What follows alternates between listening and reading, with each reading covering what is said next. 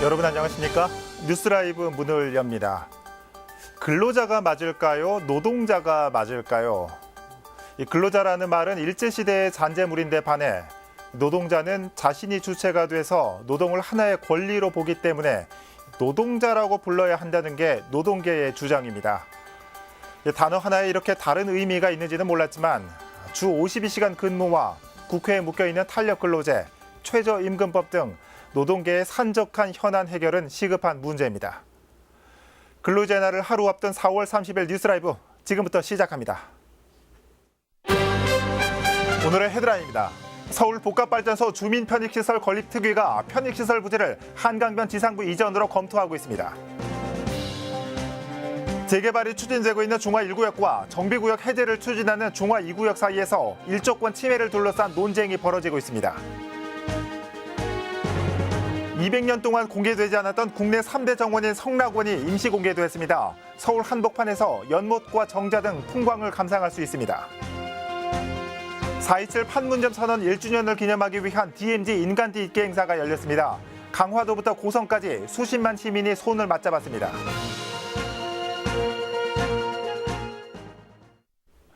지난 주말 휴전선 인근 평화누리길에는 통일 노래가 울려 퍼졌습니다. 4.27 판문점 선언 1주년을 기념하기 위해 DMZ 인간띠 있게 행사가 열린 겁니다. 박선아 기자가 보도합니다. 남북 정상이 두 손을 맞잡았던 4.27 판문점 선언. 판문점 선언 1주년 되던 날 DMZ 평화누리길은 이를 기념하기 위해 찾은 사람들로 북적였습니다. 참여자들은 민족 화해와 평화에 대한 바람을 글로 적어 가장 잘 보이는 곳에 매답니다. 좀 통일이 좀 됐으면 좋겠다는 작은 마음들이 모이면 반드시 이제 좀 어떤 결과물로 나올 거다 이런 생각들이 좀 있어서 참여하게 됐습니다. 손을 잡은 시간도 정확히 2019년 4월 27일 14시 27분. 남녘동포들의 이 간절함이 북녘땅까지 전해지도록 참여자들은 복이 터져라 평화통일을 외칩니다. 남북통일! 남북통일!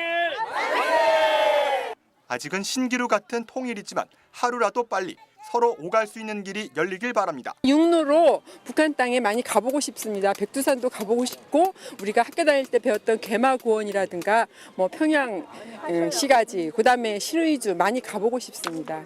지난 주말 강화도부터 강원도 고성까지 휴전선 500km를 따라 우리 국민이 손을 맞잡았습니다. 전국 수십만 시민이 DMZ 평화누리길로 모여들었습니다. 둘이가 하나 되고 셋이 열이 되고 열이 50만이 돼서 온 민족이 하나 된다는 뜻을 보여주자 하는 것이고요. 부산에서 서울까지 DMZ 그리고 판문점을 통과한 평양까지 있고 싶은 생각을 갖고 있습니다. 행사를 마련한 DMZ 평화인간띠 운동본부 측은 내년에는 부산에서 신의주를 이어보겠다는 계획입니다. 현재 남북 경협 채널을 통해 북측과도 이와 관련한 내용을 협의 중에 있다고 밝혔습니다.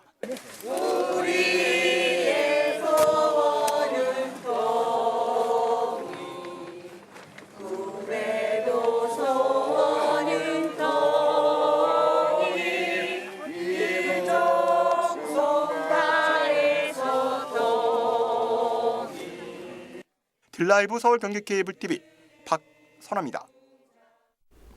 지지부진한 서울 복합발전소 주민 편익시설을 추진하기 위해 특별위원회가 구성된 지 반년째 접어들었지만 부지 선정조차 이루어지지 못하고 있습니다. 결국 활동 기한을 6개월 더 연장한 가운데 한강변 이전도 검토되고 있습니다. 천서영 기자입니다.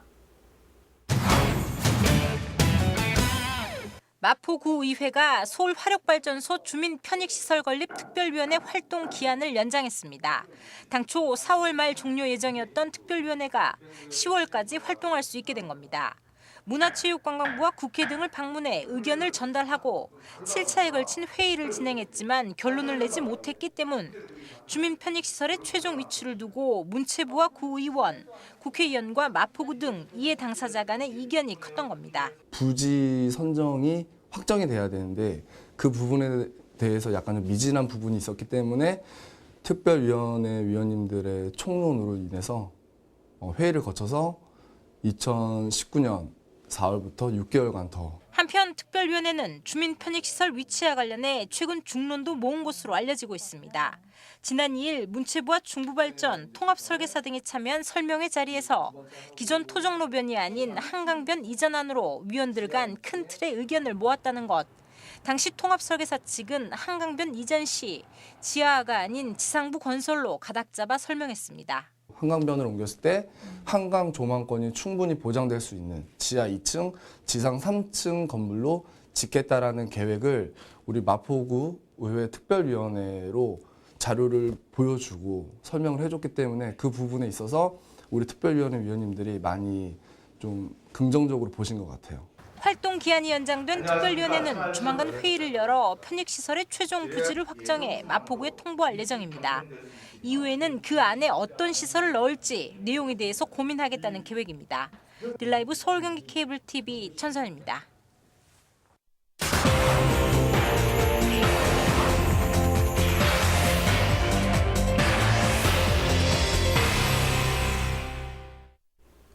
(2000년대) 초반부터 중랑구 중화동 일대는 구역별로 대규모 재개발 사업이 추진되어 왔습니다. 하지만 현재 2개의 구역을 제외하고 주민 반대로 재개발 사업이 대부분 무산됐습니다. 일명 중화 뉴타운이라 불렸던 이 일대 사업들이 어떻게 흘러왔는지 김동훈 기자가 정리했습니다. 중랑구 중화동 일대입니다. 지난 2003년 뉴타운으로 2006년엔 재정비 촉진지구로 지정돼 대규모 재개발 사업이 계획되었던 곳입니다. 크게 5개 구역으로 나누어 사업이 추진됐는데 현재 여전히 재개발 사업이 추진 중인 구역은 단 2곳입니다. 중화 1 재정비 촉진구역과 중화 3 재정비 촉진구역은 사업 시행 인가 등을 거쳐 현재 사업이 추진 중입니다. 반면 중화 2 재정비 촉진구역과 중화 2, 중화 3 존치정비구역은 주민 반대로 사업이 무산됐습니다. 중화 2, 3 존치정비구역은 지난 2015년 5월 주민투표 결과 사업 해제 요청률이 각각 30%를 넘으면서 해제 절차를 밟게 된 것입니다. 존치정비구역은 재개발과 재건축 같은 촉진 사업의 필요성이 강한 구역을, 존치관리구역은 기존의 시가지로 유지관리할 필요가 있는 구역을 일컫습니다. 이 2개 구역의 해제는 존치정비구역에서 존치관리구역으로의 변경을 의미합니다. 하지만 투표 이후 4년 가까이 지난 현재까지 변경은 이루어지지 않고 있습니다. 시하고 저희가 이제 존치정비구역에서 존치관리구역으로 전환하는 변경안에 대해 가지고 전반적으로 이제 계속 협의 중에 있고요. 추가적으로 보완하고 또 협의하고 하는 기간이 좀 길어져가지고 현재 그렇게 좀 지연이 좀 되고 있는 상황입니다. 4년 가까이 정비구역 해제에 대한 고시가 미뤄지고 있는 상황. 주민들의 해제 요청에도 여전히 2개 구역은 존치정비구역으로 남아 있습니다. 딜라이브 서울경기 케이블 TV 김동훈입니다. 이런 가운데 재개발이 추진되고 있는 중화 1구역은 인접한 구역들이 정비 해제 수순을 밟게 되면서 새로운 고민을 안게 됐습니다. 바로 일조권 문제입니다. 어떤 사정인지 계속해서 김동훈 기자가 전해드립니다. 재개발 사업이 추진되고 있는 중화 1구역 일대입니다. 2015년 8월 사업 시행 인가를 받았고 관리처분 계획 변경 인가를 거치면 이주를 시작할 예정입니다. 최고 35층의 아파트 8개 동이 들어서게 되는데 일부 주민들은 일조권과 관련된 우려를 표하고 있습니다. 1구역 북쪽에 위치한 중화 2 존치정비구역이 구역 해제 절차를 밟게 된 것이 발단. 계획대로 2구역 역시 재개발이 진행됐다면 1구역과 2구역 사이 공원이 조성돼 일조권 침해 문제가 없었겠지만 2구역의 해제가 진행되면서 일조권 침해 문제에서 자유로울 수 없다는 것입니다. 만약에 세대 수가 많이 줄어들게 되면 그에 대한 추가 분담금이 많이 발생할 수 있고요. 만약에 역구역에서 알게 돼서 민원을 제기하거나 아니면 공사를 하고 있는 중간에 공사중지 가처분을 해서 공사를 못하게 된다면 여기 분양 신청 들어간 사람 정말로 회복할 수 없는 손해를 발생할 수밖에 없고요. 역구역 자체도 왜냐하면 일조권을 잡아야 되기 때문에 분쟁이 심할 걸로 예상됩니다. 층수 조정을 비롯한 사업 계획을 전면 재검토해야 한다는 주장입니다. 촉진계 변경도 해야 되고 사업시행 변경도 해야 되겠죠. 그러면 세대수가 들어오면 분양신청도 다시 해야 될 거고 모든 문제가 새로이 출발을 해야 될 것입니다. 이에 대해 조합 측은 사업 계획의 수정은 없다고 못 박았습니다. 이미 사업 시행 인가 등을 거쳐 건축 계획이 확정된 것이기 때문에 층수 하향 등의 조정은 고려 대상이 아니라는 입장입니다. 층수가 조정되는 건 아니고 이건 확정된 거예요. 이미 확정된 걸 갖다가 심의를 다시 거쳐갖고 이거를 다운시킨다는 건 있을 수 없는 일이죠. 또 이 구역의 해제 고시가 아직 나지 않았다며 현재 법적으로 문제될 게 없고 사업 계획을 수정할 이유도 없다고 덧붙였습니다. 해지 고시가 나지 않은 상태거든요. 해지 고시가 지금 안 난 상태인데 거기가 해지가 될지 안 될지도 아직 모르는 상태에서 저희가 뭐 이렇다 저렇다 얘기 못하는 거죠. 도시재정비 촉진을 위한 특별법은 재정비 촉진 계획의 결정에 효력 발생 시점을 고시일로 보고 있습니다. 인접한 이 구역의 해제 고시가 아직 나지 않았기 때문에 일조권 침해와 관련된 판단 역시 엇갈리고 있는 상황입니다. 행정기관에서는 고시 이후의 상황을 다각도로 검토해야 할 필요가 있다는 입장입니다. 현재로서는 그게 이제 아직 전치 관리 구역으로 전환되지 않았기 때문에 도시계획시설 공원이 일단은 유지하고 있는 부분이고 변경이나 이런 부분을 어떤 식으로 판단해야 될지에 대해 가지고는 한번 좀 고려를 해봐야 될 것 같습니다. 자기가 선행해서 사업을 하고 있는 중에 그 인접 구역이 해제됨으로 해서 또 그 사업에 영향이 갈 수도 있는 거고 사업이 중지가 돼서 이게 바뀌어서 변경이 됐으면은 그에 대해서는 건축 또 계획이 또 바뀌어야 된다는 부분도 있을 거고 그러니까. 구와 시 모두 현재 단계에서의 판단은 유보하고 있는 상황. 해제 고시 지연과 맞물려 재개발 사업을 둔 주민들의 혼란은 가중되고 있습니다. 딜라이브 서울 경기 케이블 TV 김도훈입니다.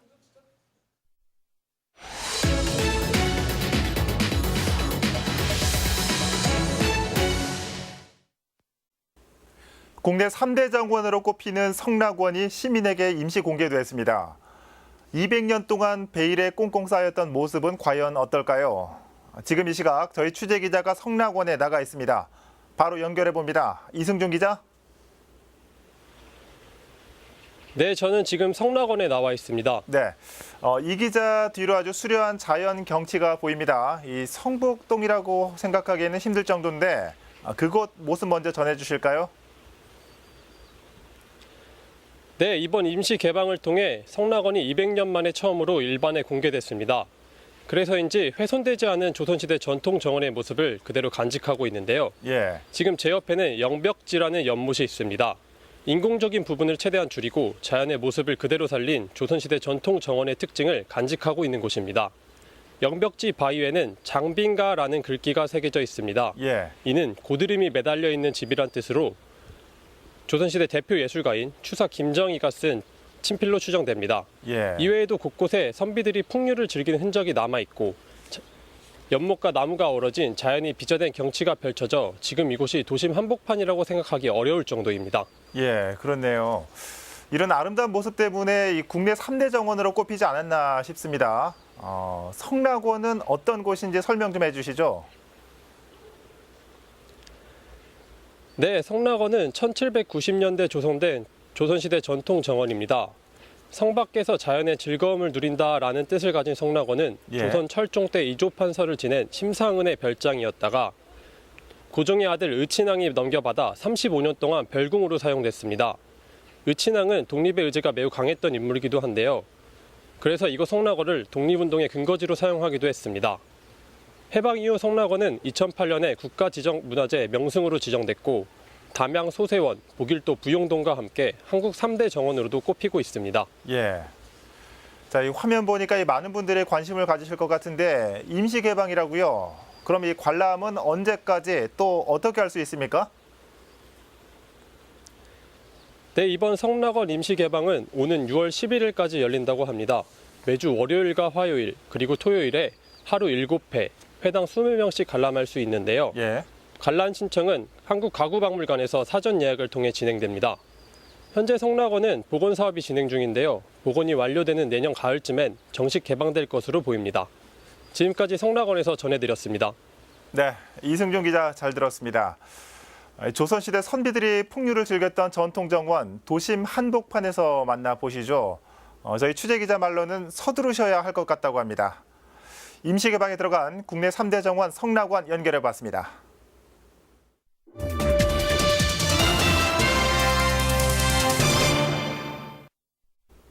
강남구의회에서는 현실성 있는 정책 대안을 마련하기 위해 올해부터 정책 토론회를 엽니다.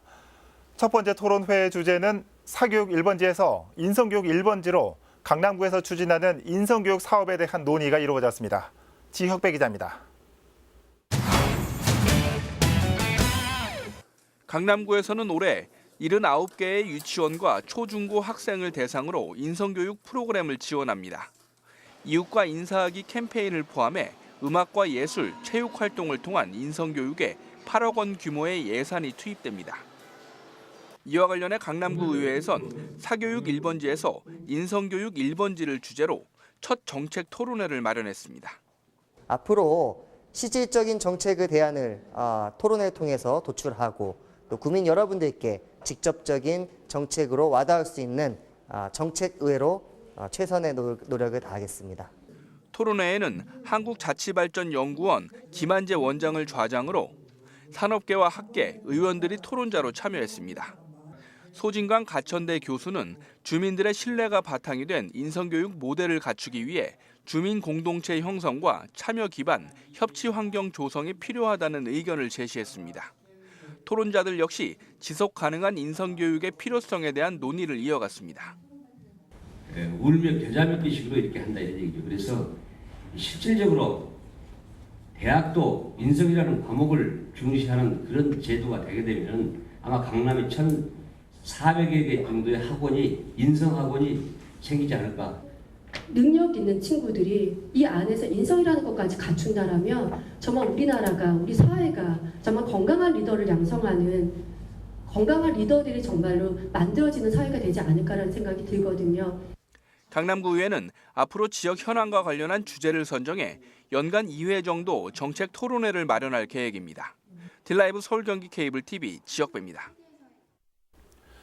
벼룩시장에서는 사람들이 다양한 중고 물품을 사고 팔곤 합니다. 재활용에 좋은 사례라고 할 수 있습니다. 강동구에서는 환경을 보호하고 어려운 이웃도 돕는 벼룩시장이 운영되고 있습니다. 보도에 박영찬 기자입니다. 좌판 위 빼곡한 선글라스가 눈에 들어옵니다. 둘러보던 어르신은 즉석에서 선글라스를 착용하며 맵시를 뽐냅니다. 주민들이 강동 벼룩시장에서 물건을 사고 파는 모습입니다. 사용하는 데 지장은 없지만 각 가정에서 쓸모없어진 물건들이 그대로 버려지는 것을 방지하기 위해 벼룩시장이 열린 겁니다. 2007년 처음 시작해 강동 벼룩시장이 열린 것도 올해로 13년째. 해를 거듭하면서 참여하는 주민도 늘어 이날 열린 벼룩시장엔 170여 개의 매대와 1000여 명의 주민이 운집해 성황을 이뤘습니다. 소외된 이웃들을 위해 판매 수익금을 모아 연말에 진행하는 따뜻한 겨울나기 행사에 기부하는 점도 눈길을 끕니다. 환경을 생각하는 차원에서 이제 서로 또 필요하지 않은 물건은 필요한 사람에게 나눠주고 또 저렴한 값으로 이렇게 서로 물물 교환을 하고 있는 거예요. 따뜻한 겨울나기 성금으로 저희가 다 쓰이고 있습니다.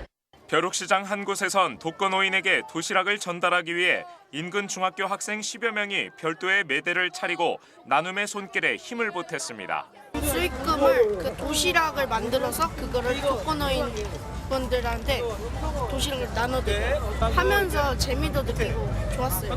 파는데 뿌듯함도 느꼈고 기쁠 것 같아요. 강동구 명일동 인근에서 열리는 강동 벼룩시장은 매월 둘째 주와 넷째 주 토요일에 열리며 참여를 원하는 주민은 강동구청 홈페이지나 현장에서 접수가 가능합니다. 딜라이브 서울 경기 케이블 TV 박영찬입니다.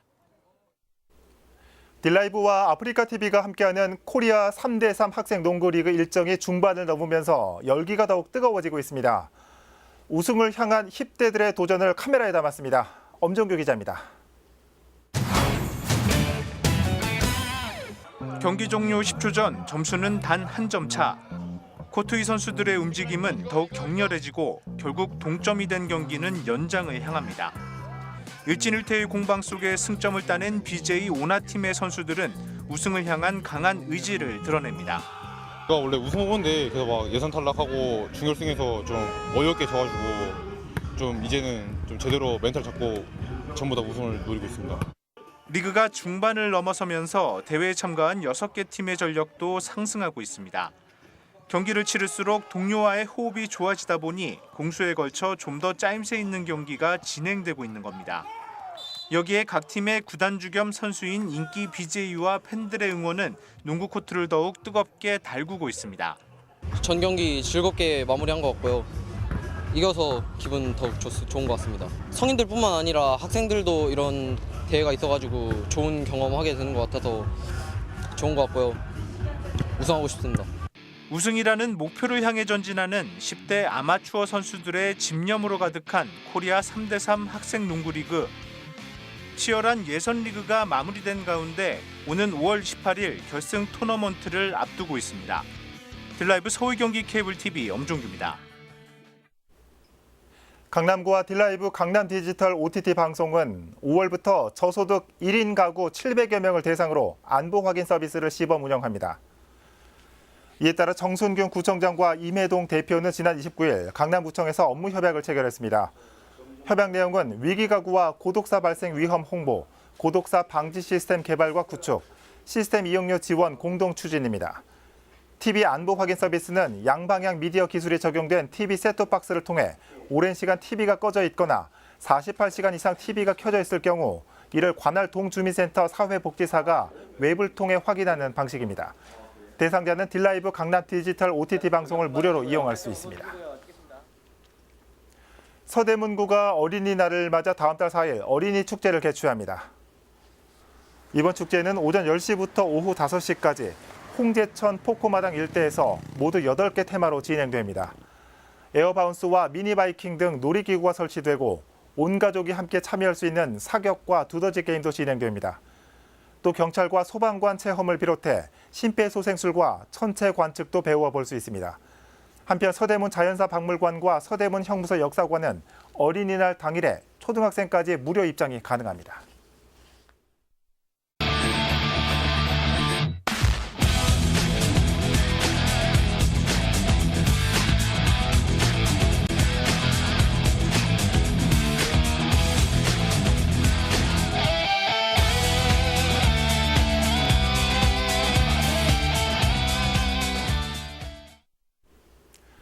봄축제가 곳곳에서 열리고 있습니다. 서울 인근 고양 일산에서는 지금 고양국제꽃박람회가 한창 열리고 있고요. 국내 첫 보타닉 공원으로 불리는 서울식물원이 내일부터 정식 개원에 들어갑니다. 가정의 달을 맞아 나들이 계획에 참고하시길 바랍니다. 뉴스라이브 마칩니다. 시청해 주셔서 고맙습니다.